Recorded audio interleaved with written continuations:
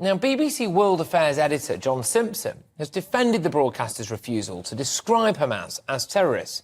This follows this growing criticism of the BBC over its reporting of the Hamas attacks in Israel. So Mr Simpson argued that labelling Hamas as terrorists would mean taking sides and a disregard of due impartiality. However, the British government has actually prescribed Hamas as a terrorist organisation in 2021.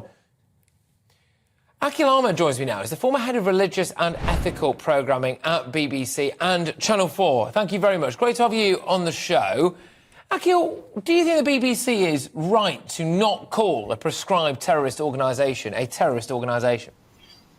Well, obviously, thanks for having me on the show. I'm speaking purely on a personal basis. They're not the only ones. There are other broadcasters as well. So I know you're focusing on the BBC, but obviously other broadcasters are not using that term. That doesn't mean that people aren't using the term on their shows, but what they've decided, what the rules or regulations are, is obviously it's very difficult to be impartial on the ground to cover things if you label people in a particular kind of way. Now, it is difficult because obviously we have a lot of emotion tied into this particular story. There are some of the things that we've seen on both sides, quite frankly, but particularly with the Hamas attack.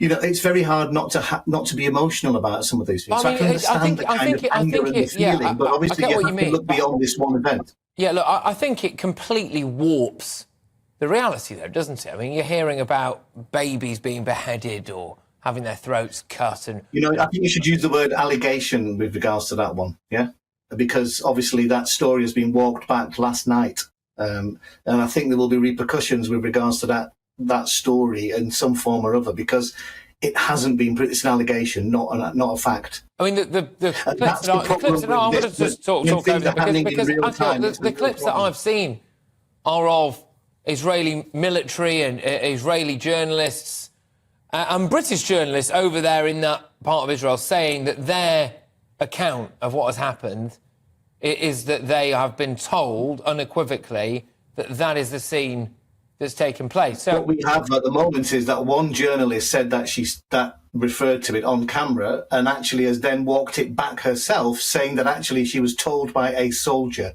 And actually Sky News have tried to get that detailed information and have not been given it, and actually now we're being told that actually there is no evidence to suggest this happened. So I'm not actually trying to defend any of this. I'm simply saying in real time things happen that actually you have to sometimes actually be able to have some distance from. And actually, if you then go in from the beginning and define people in a particular way, and it's really hard on this one because it's really hard not to define them as terrorists when you look at some of the activity.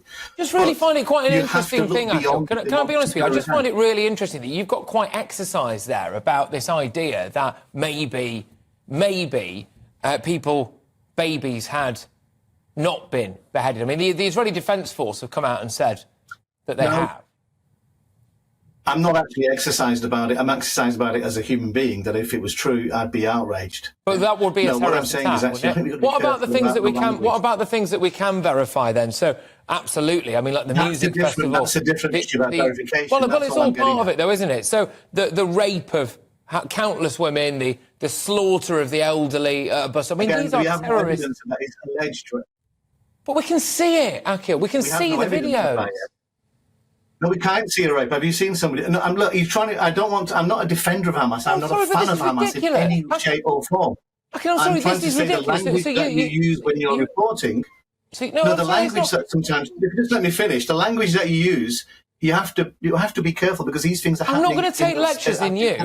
I am not going to take lectures in you on reporting on videos that we can see happening are verifiably true, like the storming of a kibbutz and what happens after that. That's on CCTV. The slaughter of people in cars, civilians in cars, elderly people at bus stops. I'm just using the word of the beheading of 40 babies and rape. We don't know about those yet. They may prove to be true. So if we know about all the others, would you then say that those are terrorist acts or not either? I did actually say to you, I think they are, personally. So should our state broadcaster not say that then, do you think?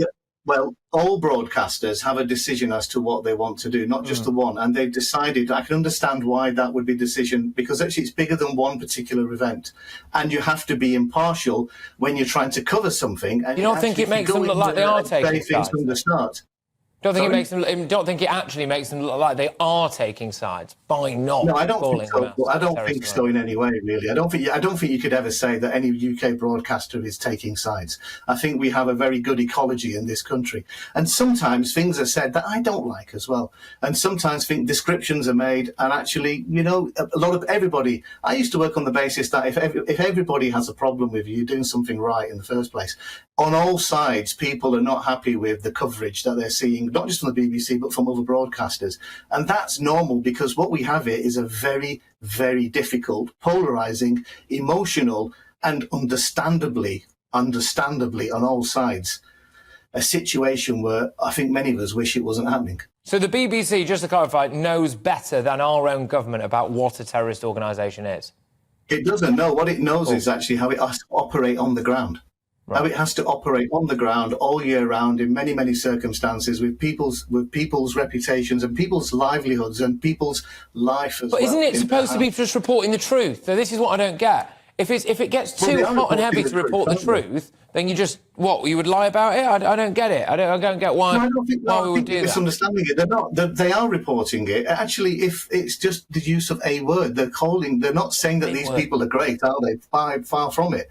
But it's quite a loaded term. I've used that term. I would use that term, quite frankly. But in this instance, I can understand why they may not want to use it. Now, it's not me saying I agree or disagree. I'm understanding why they may not particularly use that term, because this is just not one thing they will cover, and they will be in Gaza when this is all over as well.